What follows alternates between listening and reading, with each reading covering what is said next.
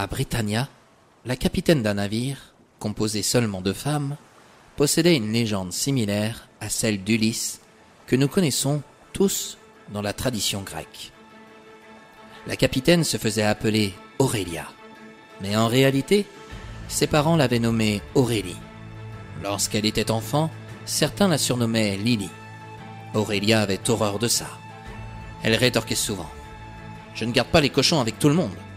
Si tu veux faire partir de mon cercle d'amis, appelle-moi Aurélia. Mais avant tout, respecte-moi. » Il était préférable de ne pas se confronter avec cette jeune femme. Elle avait beau avoir beaucoup de charme, un monstre en elle pouvait surgir à tout moment si vous l'agaciez. Elle n'était pas non plus du style à fuir, à être lâche. Avec elle, vous saviez où vous alliez, car elle ne voulait ne rien se reprocher dans son âme. Sa légende prit naissance le jour où elle se décida à accoster la cité d'Odiarna. Mais pour s'y rendre, elle dut traverser un endroit que toutes les femmes navigatrices redoutaient, le brouillard des Tritons. Elles étaient d'ailleurs les seules à pouvoir le percevoir. Les hommes rencontraient plutôt des sirènes monstrueuses sur les bords de l'île du bout du monde. Quelques jours plus tôt, Aurélia rencontra la reine de la cité de Roscofa. Elle lui demanda de remettre un bijou à la princesse d'Odiarna. Mais avant de partir, elle lui recommanda: « Faites attention avant d'arriver à Odiarna. D'après les légendes, il y demeure un brouillard au large de la cité. » « Les brouillards ne me font pas peur. J'en ai croisé plus d'un, » s'exclama Aurélia. « Ça, j'en suis certaine, mais celui-ci est particulier. Dedans, on y rencontre des tritons. Ce sont des monstres immondes. Ils jouissent d'une apparence enchanteresse, mais ils chercheront à t'amener, toi et ton équipage, dans les profondeurs de la mer, pour vous dévorer, une fois que vous serez à l'eau. Je prends en compte votre recommandation. Entre femmes, il demeure important de se soutenir. Je suis en effet de votre avis. Les hommes sont bien trop distraits pour se laisser séduire contrairement à nous. C'est bien pour cela que je préfère demeurer seul. Détrompe-toi, Aurélia. Dans un autre monde qui se nomme la Terre, il y a eu un homme qui a traversé ce que tu vas affronter. Il s'appelait Ulysse. Il a survécu? Oui, mais ça date de quand? De plusieurs siècles sûrement. Aujourd'hui, nous sommes au 21e siècle dans leur monde. Aucun ne résisterait au charme d'une sirène. Ils sont si manipulés par les diverses sociétés qui les gouvernent. Tu es libre de penser ce que tu veux. En tout cas, n'écoute pas le chant de ces tritons. Il est si envoûtant et mélodieux qu'il t'amènera vers une mort certaine. La reine de Roscofa avait raison. Aurélia approcha du brouillard des tritons avec son équipage. Toutes les femmes s'attendaient à voir apparaître des hommes avec une queue de poisson. Mais il fut une époque où ces tritons pouvaient ressembler à des êtres étranges au buste d'homme et au corps d'oiseau.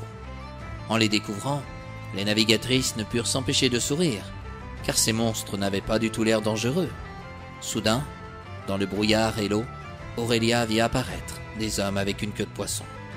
Elle entendit soudain l'un d'eux chanter: « Vous qui passez dans ce brouillard apaisant, jeune femme aventurière, fougueuse, belle et désirable, vous dont le courage est connu dans toutes les contrées de Britannia, suivez-nous vers une grève pour partager nos jeux. » La voix de ce triton était ensorcelante et exquise. Aurélia observa que la femme qui tenait le gouvernail s'apprêtait à rejoindre ces monstres marins. Alors, elle cria à tout son équipage: « Ce sont les tritons, mes amis. Nous venons de pénétrer dans leur brouillard. Ne les écoutez surtout pas. Leur objectif est de nous voir périr. » Certaines de l'équipage haussaient les épaules. Ces créatures désiraient certainement juste de la compagnie. Leur chant continua, et cette fois, il s'adressa à Aurélia. « Ô capitaine Aurélia, toi qui es connue pour ta bravoure, ton honnêteté, et qui as bravé déjà face à tant de dangers, arrête ton navire et viens nous rejoindre sur notre île, où nous te conterons la légende de Birdie et les avares de Vanna, ceux qui n'ont pas été francs à son égard. » Sensible à cette délicieuse mélodie, l'équipage d'Aurélia se laissa amener vers cette île mortelle. Alors, elle hurla: « Par tous les Britanors, êtes-vous prêtes à entendre vos os craquer sous les dents de ces monstres marins et sanguinaires? Et ces hommes, aux serres d'oiseaux, n'hésiteront pas à vous dévorer le cœur. Enfoncez dans vos oreilles des boules de cire. Attachez-moi tout de suite au mât de ce navire. vous pourrez me libérer quand je n'entendrai plus le chant des tritons. À cet instant, je saurai que le danger sera passé. » L'équipage attacha son capitaine au mât de son bateau. Toutes les navigatrices mirent de la cire dans leurs oreilles et devinrent sourdes.